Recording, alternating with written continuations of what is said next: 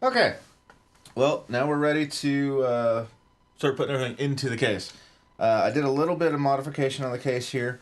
I pulled out the drive cage that went here and took the fan that came installed up here and moved it up here. That way that'll help give a little bit better airflow through there, because we'll have the double fans of the cooler going through there.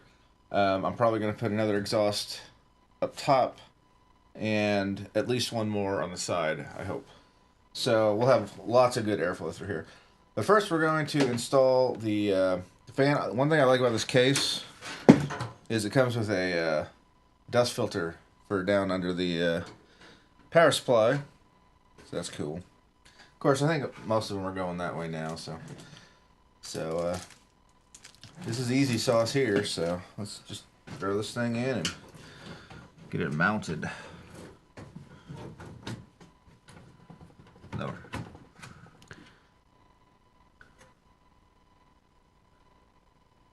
Yeah.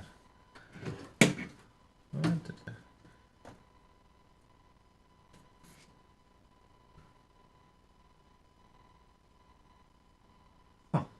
These mounting points are a lot different than I would have thought. Do you need a nut driver for those, or they have Phillips in the center?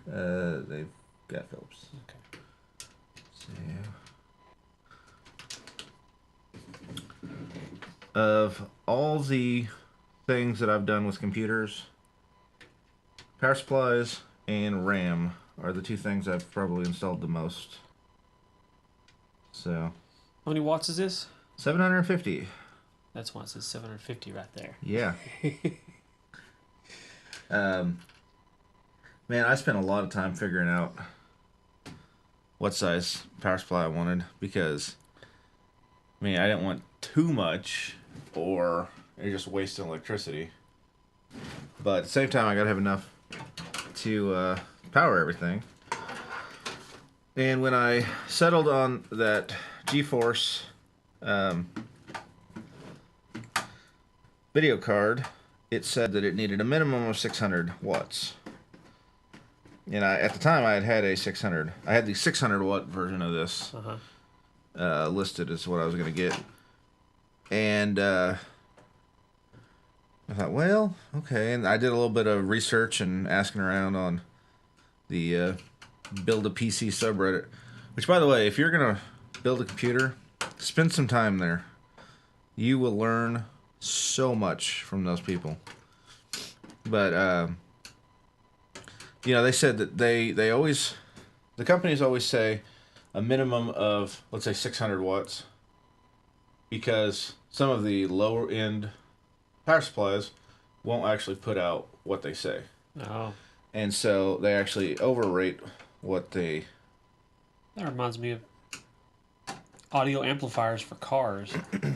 You know, the rule of thumb in that was always the better quality the brand name, the more realistic the actual wattage was. You may see a cheap amp that's 1,000 watts. It's really only, that's peak performance in perfect day when, you know, all the flowers are blooming and everything's great. But realistically, they only put out about 750. Yeah. So. Well, so I went to, we have a micro center about an hour and a half away. And if you have a micro center nearby, that's where you need to go buy your parts, because they have sales that are ridiculous.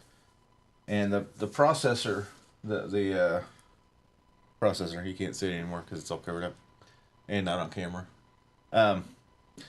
It was $40 cheaper at Micro Center than anywhere else in the world. So it was worth driving an hour and a half. So I get there, and the one question mark I had on my parts list still was power supply. So I walk in there, and guess what was on sale? The 750. So I'm like, okay. So it was on sale, and it has a rebate, so I'll get more money off of it. Okay, so we are going to try running, just test routing some of these cables, because of where these things go. This thing has to go all the way up here to plug in. And it might, if you feed it through right there, it might be able to come all the way around the top. But you can't come. I guess you can come up there, can't you? Come around the corner. I don't see why How not. far does the board go? Oh, it's just right there. So yeah. Yeah. Or even here. There's a hole here too. Yeah. Let's let's just give it a test route real quick. And this big mamma jamma definitely needs to go back there because it's. Yeah. The only problem with this is you may notice there's not much room in here. Yeah. The backside. There's a panel obviously that covers this up. When you're out this big heavy bundle in here, you have a hard time getting that back on after you're through. But it's so much cleaner, and it also when your cables are running everywhere in here, it inhibits airflow. Mm-hmm. So you want to try to route your cables as neat as possible. Heat is bad for computers. Right. There's your lesson for the day if you didn't already know that. So. So yeah, there's more. Okay. Yeah. What am I thinking? Why don't we send it through there? Okay. I think that's a good place for it. That may work just fine. Now these little spots here for the ties to go on if you wanted to route cables. So we'll just leave that like that for now, and yeah, it'll probably route down here and we'll put that cover on it. Cable management's sort of the last thing you do. So just plan ahead so you know which way you're going to route them, so you don't have to redo everything over and over. Mm-hmm. You just sure don't want to have to take your motherboard out after you've already got it in. Yeah. Don't so do make sure and think about this ahead of time, and then you put your motherboard in one time and you're done. Okay. This is going to have to come up here. Let's go ahead and just poke that hole so we'll have it. All right. That goes back down. So let's put the motherboard in.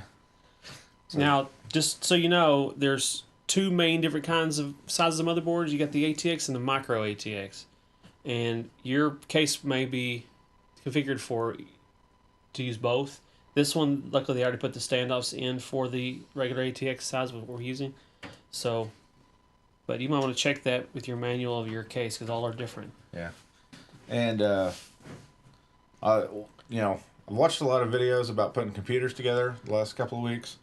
And one thing I heard over and over again is the worst thing you can do to your motherboard is have a standoff poking it where it doesn't belong. Mm-hmm. I think if you poke your mother where it doesn't belong, it's always a problem. Right. So there you go. There's your. Because these are ground points for the motherboard. Mm-hmm. They will they'll ground through these, but you don't want parts of the motherboard, the other circuits. See where the holes are? They've got the grounding points, so. We're gonna. I already installed the shield for the inputs and outputs, so we're gonna get all that set in, and hopefully in there just right. It's not quite in there.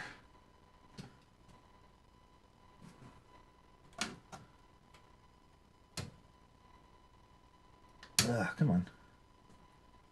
That little one thing I wish they would make better on these motherboards is the little I/O shield, I guess you call it, because they're just the cheapest metal possible, and you can easily bend it out of where it doesn't work right.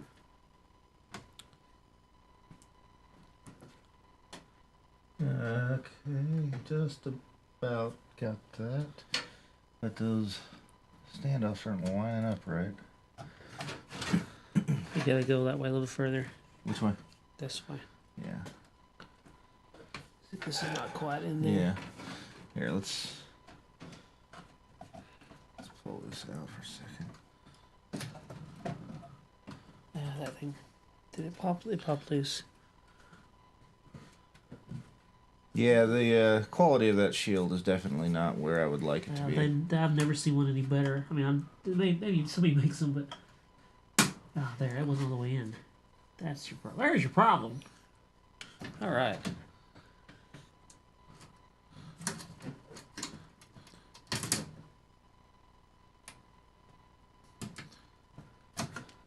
Come on now. My hair keeps rubbing against the mic. I'm sorry.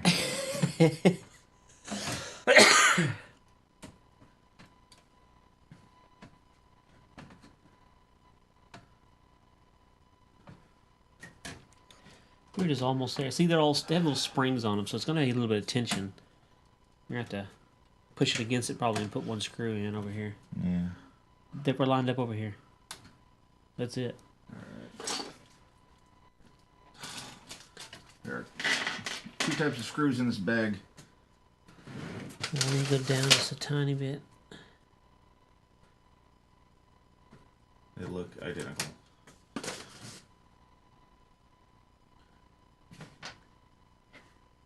Oh, okay, I see. Yeah, I think that'll work.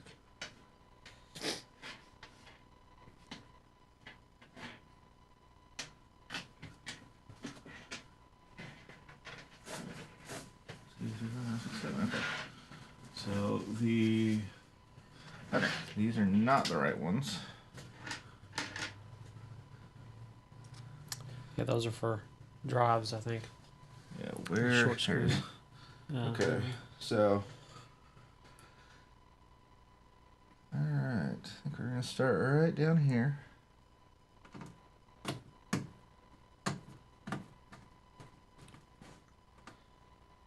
Want these snug but not too tight. Yeah, you don't want to crack the board. Yeah, I'm just putting them in until they start to tense. And you might want to put them all in, start them all first before you tighten them all up. Yeah, that that's... way, I'm just talking to them. Yeah. They're not, I'm not talking to you. Yeah. Well.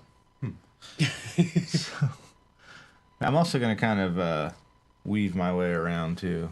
Yeah, corner to corner. It's a good way to do it. So you can make sure the board is adjusted properly. Boy, that's not obnoxious. What's that? That one right up just where the lip. I could tell you a story about that, but I'll spare you. Go ahead. We got time. Well, what I do with my day job is I work for a company that builds wiring harnesses for aircraft, and I work on the V-22 Osprey program, and we build these wiring modules. They're just aluminum boxes with all wiring in them, and part of my job is to install some of the little small hardware things, just like we're doing here, inside the boxes. And we've got one recently. These engineers that design these things are just not. They're not nice. We got one screw. You've got to put way back in the back. That the only way we could possibly get in there to attach it was to take a screwdriver like this and bend the tip of it at a 45-degree angle, so we could get way back in the corner to hold the head of the screw to put the nut on the other side of it. It's just putting that one little screw and nut takes me about 15 minutes. It's ridiculous. So, pro tip, kids. Keelan has a screwdriver with a magnetic tip. That is awesome. Yep, very helpful. Don't touch anything else with it, but that is just not quite. I couldn't get down any further. I don't know what the problem is. It's all the way against the bottom. Everything's as low as it goes. Well, is he going to be able to start here?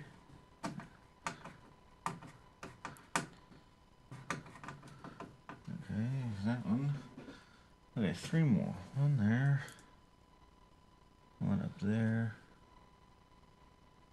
See, there's 2 there. I don't think there's a standoff there, though. That looks like a micro ATX. Might be.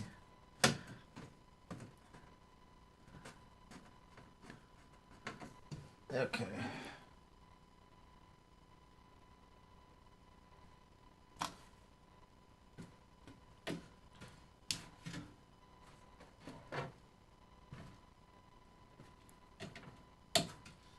Alright, last one. Seems to be the problem one, of course.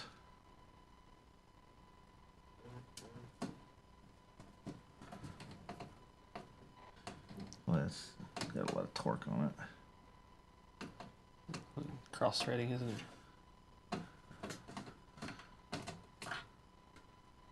Make sure there's no other ones I missed somewhere.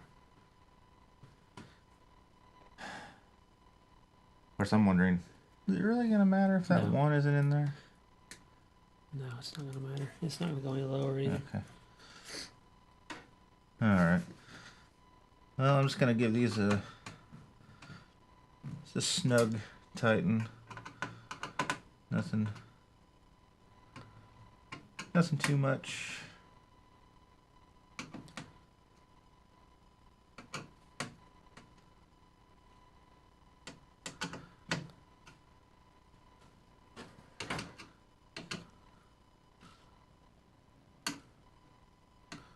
All right, I think the motherboard's installed. All right. Sweet. All right. Next, we're going to mount that fan. I think it'd be better to. Might be better to plug in that cord here first. Oh, right, yes. Because we may have some slack we can pull back.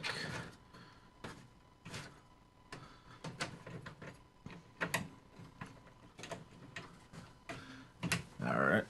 So let me set this up for just a second and kind of get the slack out of that cable there.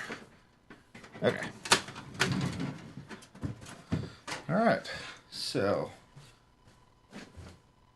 hold on one second. We gotta put this fan in, and always make sure your fans are pointing the right direction. See, they have arrows. One's fan rotation, one of them's airflow. And in the case of a push-pull like this, it doesn't matter. Some people like to pull the air in from the case through the radiator and then blow it out. Some people like to take the air from inside the case and blow it, exhaust it out of the case. Whatever you want to do, just make sure those arrows are facing the same direction. Yeah, you don't want them fighting with each other. So, okay. We got the other fan right there. It's got to be screwed in from that side, so we're going to swing this around. Line it up. Smash my fingers. Sorry? It's alright. Okay, you can probably let go of it. Okay, just sort of trying to get it started in there. Would you do the honors, please? Yay! I'm not sure anybody can see what we're doing. Oh, yeah. There we go. Sorry about that, folks.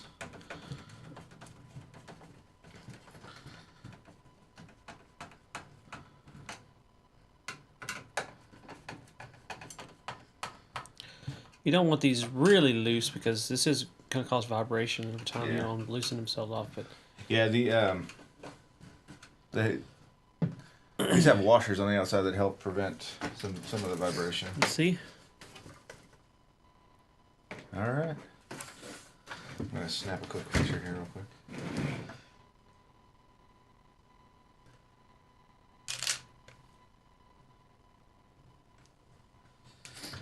All right, now we plug in the fans. This comes with a handy. This came with the this little wire that it come with the cooler. Yeah, that all. So it's got for dual fans going into one plug. Mm-hmm.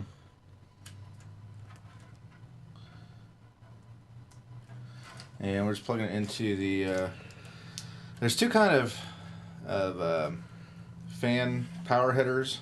There's a 3-pin and a 4-pin. The 3-pin stays powered at full power all the time. The 4-pin can adjust a little bit based on the various things. So it's not, if the temperature of the computer is cool, then it won't blow as hard, for example. So the pump we plugged into the 3-pin so that it stays pumping full power all the time. And then the fans we plugged into the 4-pin so they can kind of adjust a little bit. We'll dress the attach these when you get through. You'll dress those up kind of where they're all together, traveling together for more open area. Yep. Fan can blow, get plenty of airspace there, Mm-hmm. and you got no fans on your memory, and they do get hot. That's why they have heat sinks on them. So that's where you want your airflow from your entire case to come across those and exit out the back. Oh, I added the case speaker so that it'll make the little beep when we turn it on. Beep. So, all right, that cable's hard to get in there. Yeah. So. At least we'll have a harder Yeah. surface now to plug it into. So this is the Motherboard power supply. Yeah, it's a 24-pin plug. Makes everything work.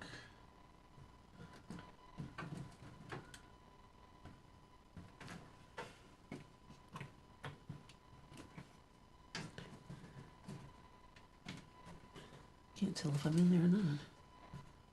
Not quite.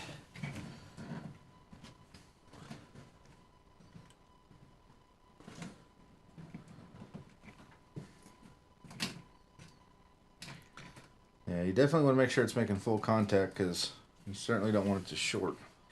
There's a little clip on the side that will latch when it's fully engaged. Would it be any easier up on the side? Maybe so. It's like it's, oh yeah, I'm in there. Okay. See if you can get a shot of that.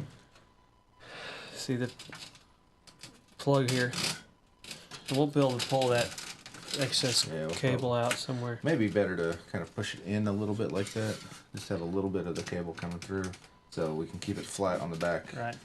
We'll figure that out. Like I said earlier, cable management's kind of the last step there. So let's start plugging some stuff in.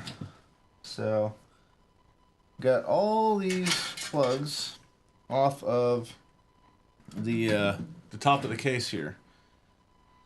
So I'm gonna pull my chair over. It's gonna be the things like the USB ports, the power, there'll be LEDs that show the drive lights, and all that stuff comes in the case. It all attaches to the motherboard, so you can have controls up here. So we may be I may need you to grab the book. There it is. Yep, I'll tell you where everything is. Alright. First thing though, I know this is the USB 3. Yeah, you got two of those. And I got two of them. They're both the same, either one of those. Okay.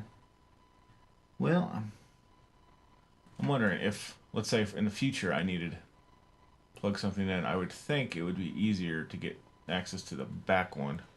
One of them is called USB. I see the USB like 4.5 and a 6.7. Yep, it's 4.5 and 6.7. So I'd just do 4.5 and then add 6.7 later. Yeah, that's probably true. Yeah.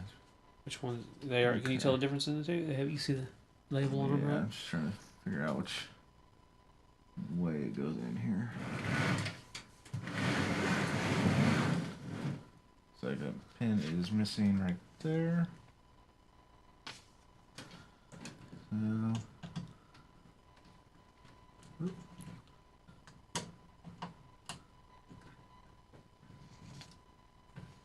Come on now. Be very careful plugging things in because you don't want to bend a pin. Yeah, that'd be bad. There we go. That's in. Now all your a lot of your stuff's going to be over here. Let's see, you've got get your PC speaker plugged in there. A lot of these on the bottom you can't really see there. These are USB plugs here to go to the cable. This is a USB. What is it? AC97. AC97. I don't know. This here is the HD audio plug, and it's all the way in the back. That'll be for the mic and headphone jacks on the front. Yep.